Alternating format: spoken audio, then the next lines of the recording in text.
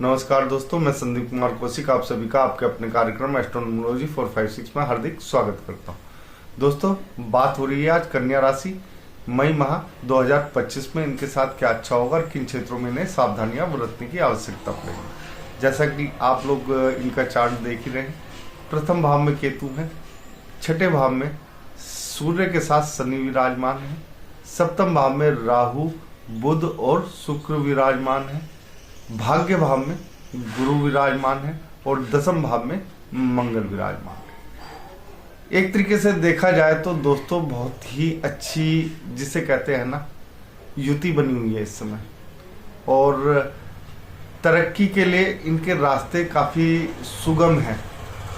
अगर आप लोग ऐसे समय पे अपनी जिंदगी को आगे ना बढ़ा पाओ तो दोस्तों फिर बहुत समय बाद ऐसे योग बनते हैं।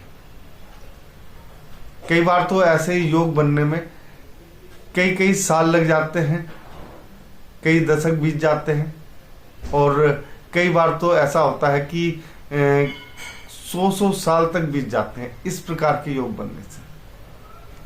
तब ऐसे योग आते हैं और ऐसे योग आने के बावजूद आप लोग अपने जीवन में तरक्की हासिल ना कर पाओ तो दोस्तों ये आपके लिए एक तरीके से गलत ही होगा।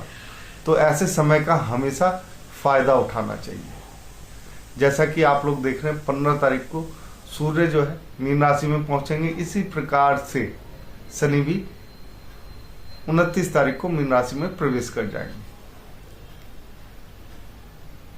दोस्तों यहाँ पे मैं एक चीज कहना चाहूंगा, कुछ आदतें ऐसी होती हैं जो अपने आप लग जाती हैं, लेकिन उन गलत आदतों को छोड़ना भी हम लोगों के हाथ में होता है।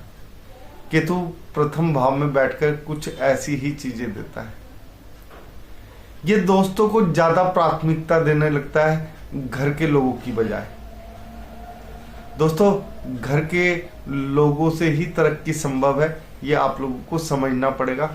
दोस्ती यहाँ पे धोखा दे देती है ऐसे लोगों को, तो उस धोखे से बचने के लिए आप लोगों को देखो अपने परिवार का साथ जो है बहुत जरूरी रहता है।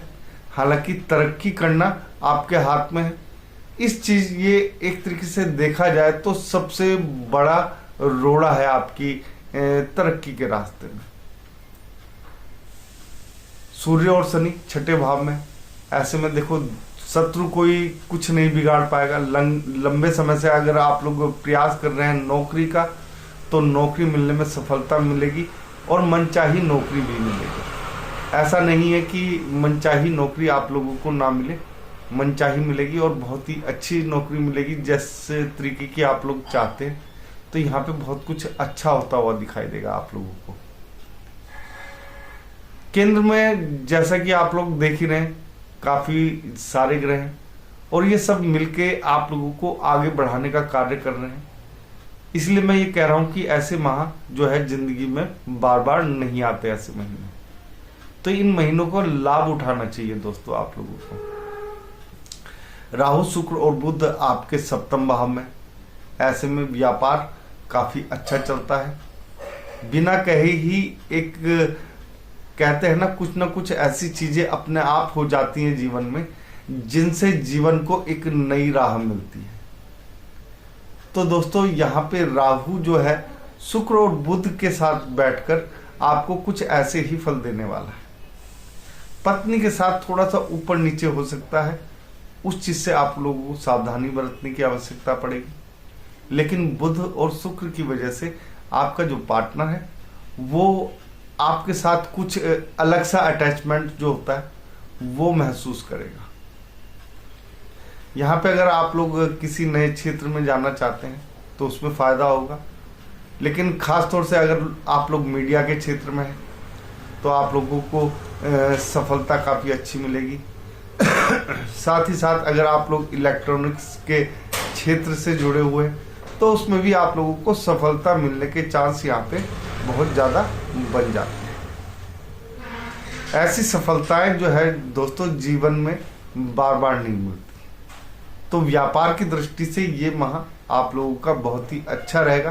थोड़ा बहुत उतार चढ़ाव आ सकता है, लेकिन ऐसा नहीं है कि कुछ ज्यादा ही दिक्कतों का सामना करना पड़े। गुरु नवम भाव में यानी खुद के स्वयं के भाव में, तो ऐसे में देखा जाए तो गुरु आपके भाग्य को चमका के रखते हैं, यानी कि भाग्य को एक नई ऊंचाइयों पे ले जाते हैं, जिससे आप लोग ग्रहों की स्थिति देख ही रहे।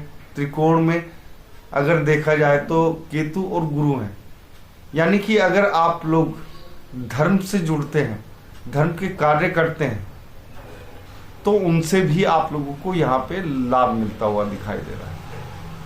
सच्चाई के मार्ग पे चलते हुए आप कार्य करें तो वहां से आप लोगों को अच्छा खासा धन लाभ देखने को मिलेगा। खासतौर से अगर देखा जाए तो किसी भी पशु को आप लोगों को सताना नहीं है इस समय। अगर आप लोग उनकी सेवा नहीं कर सकते तो उन्हें सताना भी नहीं है। खासतौर से अगर कोई कुत्ता है तो उसे सताने से बचें, क्योंकि भाग्य जो है वो एकदम से आपका बिगाड़ सकता है। अध्यात्म के क्षेत्र में जितना जाओगे भाग्य उतना चमकेगा आपका। तो धर्म से जुड़कर ही भाग्य का विकास, या ये कह दीजिए भाग्य का साथ मिलता है यहाँ पर। तो यहाँ पे काफी अच्छा है। जैसा कि आप लोग देख रहे हैं अष्टम भाव में कुछ है नहीं, तो कोई दिक्कत की बात नहीं है। गुरु जो है तीसरे भाव को देख रहे हैं, तो वहां पे भी आपका एक तरीके से देखा जाए तो जो कार्य हैं आपके, भले ही आप थोड़े करेंगे, मेहनत थोड़ी होगी, लेकिन परिणाम जो है बेहतर मिलेंगे। यहाँ पे बहुत कुछ आपके पक्ष में होता हुआ दिखाई दे रहा है। 10वें भाव में मंगल है, ये तरक्की का भाव होता है दोस्तों।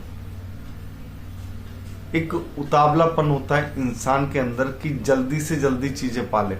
जब उसे कोई चीज मिलने लगती है ना, तो आदमी के अंदर एक उतावलापन आ जाता है कि हमें ये भी चाहिए वो भी चाहिए, जल्दी से जल्दी मैं इस चीज को भी पालूं। तो मंगल यहाँ पे उसी कार्य को करता हुआ दिखाई देगा, यानी कि आपके अंदर की जो आग है उसे बहुत ज्यादा बढ़ा देगा।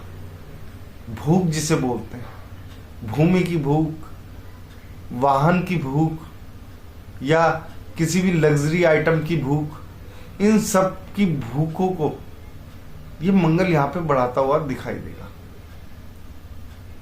तरक्की के लिए कुछ भी करने के लिए यहाँ पे इस समय मंगल तैयार होगा, यानी कि साम दाम दंड भेद किसी भी तरीके से, जैसे कि एक सेनापति की आदत होती है, वो किसी भी तरीके से जंग जीतना चाहता है, उसी प्रकार से मंगल यहाँ पे आप लोगों को जंग जीतने के लिए हर तरीके अपनाता हुआ दिखाई देगा।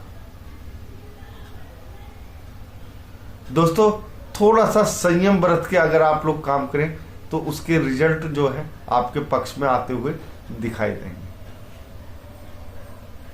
बात करें लाभ भाव की, तो लाभ आप लोगों को अच्छा होता हुआ दिखाई दे रहा है।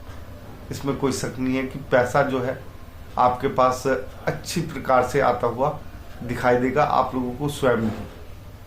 अचानक से बड़े बड़े जिसे कहते हैं ना, बड़े बड़े लाभ जो होते हैं जीवन में, बहुत कम ऐसे समय होते हैं दोस्तों जब जीवन में बड़े बड़े लाभ अचानक से मिलने चालू हो जाते हैं। तो वही समय है दोस्तों आपके लिए भी। यहाँ पे जब इतनी सारी चीजें होने, तो लाभ होगा तभी तो ये सब चीजें होंगी। लाभ ही नहीं है तो फिर ये चीजें कहाँ से होंगी, इतनी बड़ी बड़ी चीजें। जो ये ग्रह जो है अपना प्रभाव दिखा रहे हैं इस प्रकार से, इतना उत्तम प्रभाव दिखा रहे हैं, तो वो हर एक व्यक्ति के साथ तो हो नहीं सकती। हाँ, लेकिन दोस्तों ये माह आपके लिए बहुत ही शुभ है। अगले माह जो है आप लोगों को विचार करना पड़ेगा काफी ज्यादा। फिलहाल तो इस माह के आप लोग मजे लीजिए और लाभ जो है आपके लिए आपके अनुसार ही कार्य करेगा। 12वां भाव खाली है, वहां पे कोई ग्रह नहीं, यानी कि सूर्य का भाव है। तो ऐसे में अगर आप लोग देखें तो यहाँ पर, और सूर्य जो है 6ठे भाव में, यानी कि अपने स्वयं के घर को देख रहे हैं यहाँ पे बैठे हुए। हालांकि शनि भी देख रहे हैं, तो यह तो आप लोगों का कम ही रहेगा। कोई बड़ी दिक्कत नहीं है कि आप लोगों को ऐसा लगे कि किसी चीज में आपका धन जो है फालतू में ही जा रहा है, ऐसा कुछ नहीं है दोस्तों। आप लोगों को थोड़ा सा संभल के, सोच समझ के, एक राजा वाली आदत भी आ जाएगी। शनि बचाने की कोशिश करेगा, सूर्य जो है देने की कोशिश करेगा। तो यहाँ पे कुछ इस प्रकार से फल मिलते हुए दिखाई देंगे। हालांकि देखो, सूर्य का काम तो हमेशा देना ही है, और शनि का काम जो है बचाना है समय के अनुसार। तो वो आपके ऊपर निर्भर करता है, आप बचाएंगे या उसे गवाएंगे।